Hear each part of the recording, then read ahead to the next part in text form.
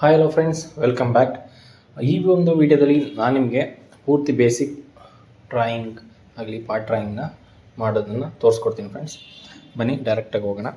ಇಲ್ಲಿ ನೋಡ್ತಾ ಇರ್ಬೋದು ಮೇಲ್ಗಡೆ ಒಂದು ನ್ಯೂ ಬಟನ್ ಕಾಣಿಸ್ತಾ ಇದೆಯಲ್ಲ, ಈ ಬಟನ್ ಮೇಲೆ ಕ್ಲಿಕ್ ಮಾಡಿದ ತಕ್ಷಣ ನಿಮಗೆ 3 ಆಪ್ಷನ್ ಸಿಗುತ್ತೆ. ಈ ಥರ ಪಾರ್ಟ್, ಅಸೆಂಬ್ಲಿ ಮತ್ತು ಡ್ರಾಯಿಂಗ್.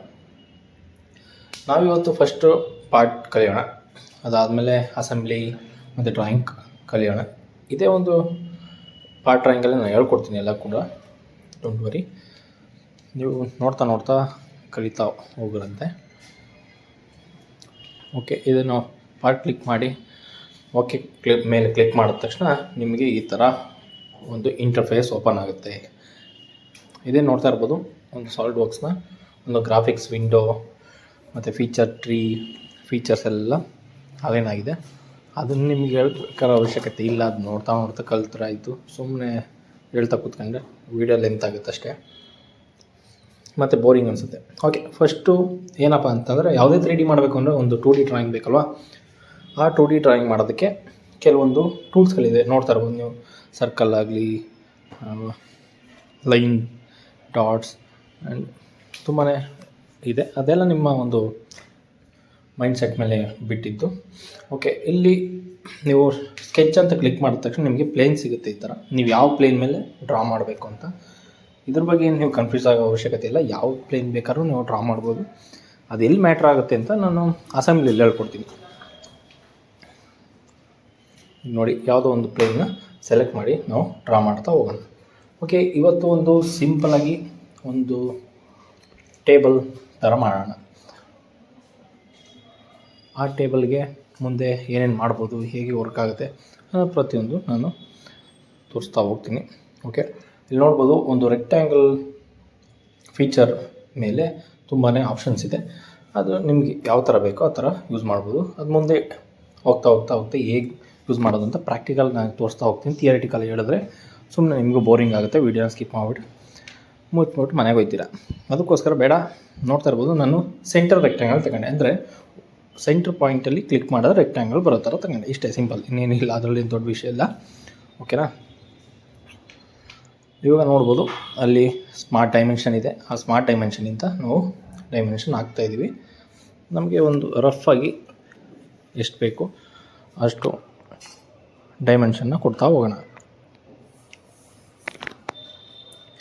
ನಾನು ಒಂದು ಟೇಬಲ್ ಮಾಡ್ತಾ ಇರೋದ್ರಿಂದ ಒಂದು ಟೇಬಲ್ ಸೈಜ್, ಥಿಯರಿಟಿಕಲಾಗಿ ಒಂದು ಟೇಬಲ್ ಸೈಜ್ನ ನಾನು ಹಾಕ್ಕೊಂಡು ಡ್ರಾ ಮಾಡೋಣ ಅಂತ ಮಾಡ್ತಾಯಿದ್ದೀನಿ. ಈಗ ನೋಡ್ಬೋದು, ಒಂದು ಟೇಬಲ್ನ ಮೇಲ್ಗಡೆ ಹಲ್ಗೆ ಇರುತ್ತಲ್ವ, ಆ ಹಲ್ಗೆ ಒಂದು ಥಿಕ್ನೆಸ್. ನಿಮಗೆ MM ಅಲ್ಲಿ ಇಲ್ಲ ಇಂಚಸಲ್ಲಿ ಬೇಕು ಅಂತಂದರೆ ಇಲ್ಲಿ ನೋಡ್ತಾ ಇರ್ಬೋದು ಆಪ್ಷನ್ನ. ನೀವು ಇಂಚಸ್ ಎಲ್ಲಾರು ಕನ್ವರ್ಟ್ ಮಾಡ್ಕೋಬೋದು, ಇಲ್ಲ MM ಎಲ್ಲಾರು. ನನಗೆ ಕಂಫರ್ಟಬಲಾಗಿ MM ಆದ್ದರಿಂದ MM ಅಲ್ಲೇ ನಾನು ಮಾಡ್ತೀನಿ. ನಿಮಗೆ ಏನಾದ್ರು ಕಂಫರ್ಟಬಲ್ ಇಂಚಸ್ಸಲ್ಲಿ ಫೂಟಲ್ಲೂ ಕೂಡ ನೀವು ಆರಾಮಾಗಿ ಮಾಡ್ಬೋದು. ಈಗ ನಾನು ಸಿಂಪಲಾಗಿ MM ಅಲ್ಲಿ ಮಾಡ್ತಾಯಿದ್ದೀನಿ. MM ಅಲ್ಲೇ ಮಾಡೋಣ, ಅದೇ ಎಲ್ಲರಿಗೂ ಕಂಫರ್ಟಬಲ್. ಇಂಜಿನಿಯರ್ ಆಗಿ MM ಅಲ್ಲೇ ತುಂಬ ಯೂಸ್ ಮಾಡೋದ್ರಿಂದ ಅದು ಎಲ್ಲರಿಗೂ ಈಸಿ ಅನಿಸುತ್ತೆ. ನೆಕ್ಸ್ಟು ಟೇಬಲ್ ಅಂತ ಹೇಳಿದ್ನಲ್ಲ, ಅದಕ್ಕೆ ಕಾಲ್ಗಳು ಬೇಕಲ್ವ. ಆ ಕಾಲ್ಗಳಿಗೆ ಕೂಡ ನಾನೊಂದು ಡೈಮೆನ್ಷನ್ ಸುಮ್ಮನೆ ಒಂದು ಕಾಲು ಹಾಕ್ತಾಯಿದ್ದೀನಿ. ಕಾಲು ಅಂತಂದರೆ ಸೈಜ್ ಕಾಲಲ್ಲ, ಸುಮ್ಮನೆ ಒಂದು ಪ್ಲೇವುಡ್ ಇದರಲ್ಲಿ ಮಾಡ್ಕೊಳ್ಳೋಣ ಅಂತ, ವುಡ್ಡಲ್ಲೇ ಮಾಡ್ಕೊಳ್ಳೋಣ ಅಂತ ಮಾಡ್ತಾಯಿದ್ದೀನಿ. ನೋಡ್ತಾ ಇರ್ಬೋದು, ಜಸ್ಟ್ 120 mm ಡೆಸ್ಕ್ ಥರ ಮಾಡೋಣ. ಓಕೆನಾ? ಇವಾಗ ಒಂದು ಕಡೆ ಮಾತ್ರ ಕಾಲಾಯಿತು, ಇನ್ನೊಂದು ಕಡೆ ಎಲ್ಲಿ ಅಂತ ಹೋಗ್ತದೆ ಹೇಳೋ ಅವಶ್ಯಕತೆ ಇಲ್ಲ. ಯಾಕೆಂದರೆ ಮತ್ತೆ ಡ್ರಾ ಮಾಡೋ ಅವಶ್ಯಕತೆ ಇಲ್ಲ. ನಮಗೆ ಮಿರರ್ ಅಂತ ಒಂದು ಆಪ್ಷನ್ ಇದೆ. ಆ ಮಿರರ್ ಆಪ್ಷನ್ ತೋರಿಸ್ಕೊಡ್ತೀನಿ. ಫಸ್ಟು ಡಿಫೈನ್ ಮಾಡೋಣ ಎಲ್ಲ ಕಡೆಯೂ. ಅಲ್ಲಿ ನೋಡ್ತಾ ಇರ್ಬೋದು, ಫುಲ್ಲಿ ಡಿಫೈನ್ಡ್ ಅಂತ ಸ್ಕೆಚ್ ಬರೋವರೆಗೂ ನೀವು ಮಾಡಿದ್ರೆ ಒಳ್ಳೆಯದು. ಅಲ್ಲಿ ಬರಬೇಕು ಅಂತ ಏನಿಲ್ಲ. ಆದರೆ ನೀವು ಅಸೆಂಬ್ಲಿ ಲೈನ್ಗೆ ಹೋದಾಗ, ಅಸೆಂಬ್ಲಿ ಮಾಡೋದಕ್ಕಾದಾಗ ಸ್ವಲ್ಪ ಪ್ರಾಬ್ಲಮ್ ಆಗುತ್ತೆ. ಅದಕ್ಕೋಸ್ಕರ ಅದು ಫುಲ್ಲಿ ಡಿಫೈನ್ನ ಸ್ಕೆಚ್ ಆದಮೇಲೆ ನೋಡ್ಕೊಳ್ಳೋದು ಒಳ್ಳೆಯದು.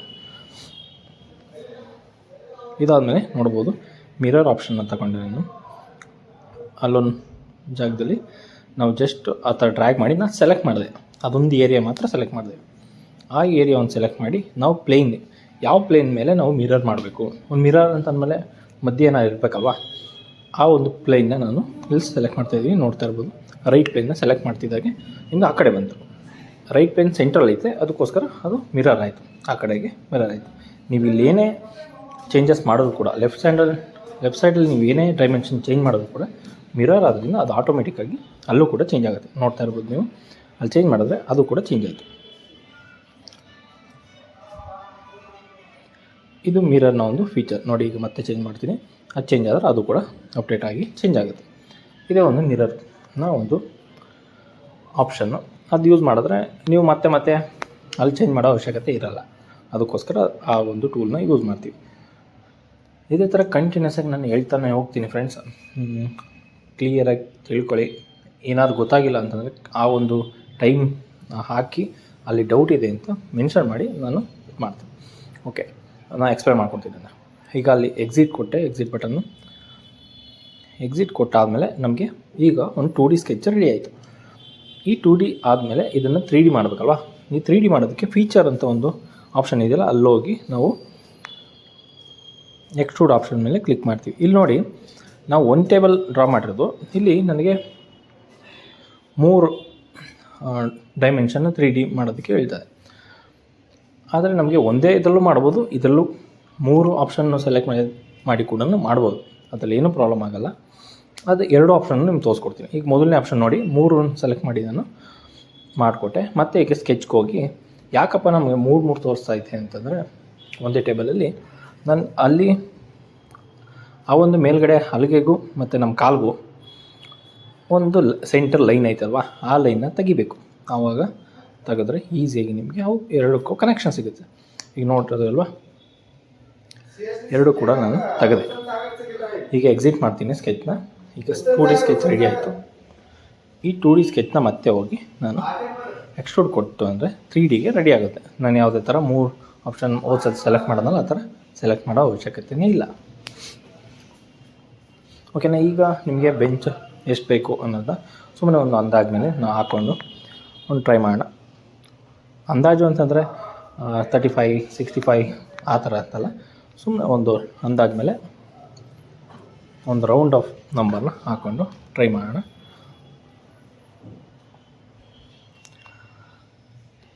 ಓಕೆ, ಈ ಆಪ್ಷನ್ನು ಮಿಡ್ ಪಾಯಿಂಟಲ್ಲಿ ಸೆಲೆಕ್ಟ್ ಮಾಡ್ತೀನಿ.